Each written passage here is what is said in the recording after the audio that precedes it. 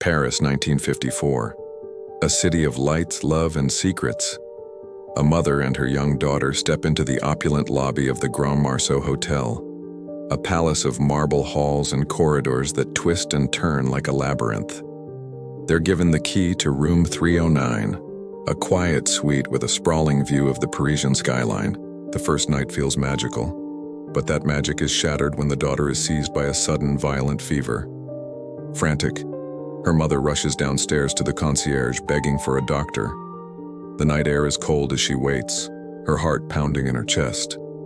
A doctor is found and they hurry back up to the third floor. But when they arrive, something is terribly wrong. The hallway isn't the same. The numbers on the doors jump from 308 straight to 310. Room 309 has vanished. The ornate door, the patterned wallpaper, the plush carpet, it's all been replaced, as if it never existed. In a state of rising panic, the mother confronts the hotel staff. She describes her daughter, their room, the check-in process. But the staff look at her with blank, unrecognizing eyes. The concierge pulls out the guest log.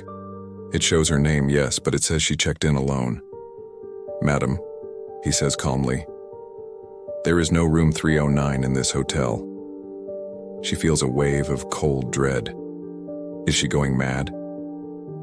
She spends the rest of the night in a desperate search, her calls for her daughter echoing through the empty halls. She runs from floor to floor, checking every corner, every door, but there is no sign of her child. When she finally demands to see the hotel manager, he listens patiently, then explains with a practiced, chilling calmness that she must be mistaken. The Grand Marceau, he insists, has never had a ninth room on the third floor. The architecture simply doesn't allow for it.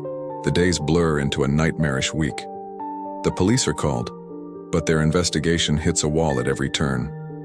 They find no record of the child ever entering the country. Her name isn't on any hospital records. The entry stamp on her passport seems to have disappeared.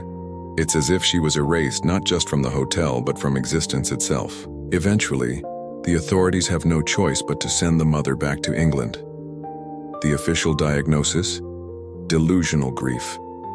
A mind broken by a tragedy that, according to everyone else, never happened. She spends the rest of her life haunted by the memory of a daughter the world told her she never had. Decades pass. The story of the hysterical woman at the Grand Marceau fades into a strange, forgotten piece of hotel lore. The world moves on. Then, during a massive renovation project, construction workers are tasked with modernizing the third floor. As they strip back the walls, one of them notices something odd, an inconsistency in the plasterwork between rooms 308 and 310. Curiosity gets the better of them. They take a sledgehammer to the wall, and with a crash, the plaster crumbles away, revealing what's behind it. A door. A door that hasn't been seen for nearly half a century. They force it open. Dust motes dance in the sliver of light, illuminating a room frozen in time. The furniture is draped in ghostly white sheets, everything perfectly preserved from the 1950s. On the floor, next to the bed, sits a small, child-sized suitcase. With trembling hands, a worker opens the latches. Inside, there are only two things: a little girl's hairbrush and a heavy brass hotel key. The tag attached to it is tarnished but still legible. It reads, Room 309. To this very day, the management of the Grand Marceau Hotel refuses to acknowledge or comment on the incident. It's a closed chapter, a secret they intend to keep buried. But the story doesn't end there. Late at night, when the Grand Hotel falls silent, guests on the third floor sometimes report hearing a faint, sorrowful sound. A woman's voice, whispering through the walls, asking the same heartbreaking question over and over again. Have you seen my daughter? This is Untold Stories, where the past is never truly gone. Thank you for joining us on this journey into the unknown. If you enjoy uncovering stories that lie hidden in the shadows, don't forget to like this video and subscribe to our channel for more mysteries. We'll see you next time.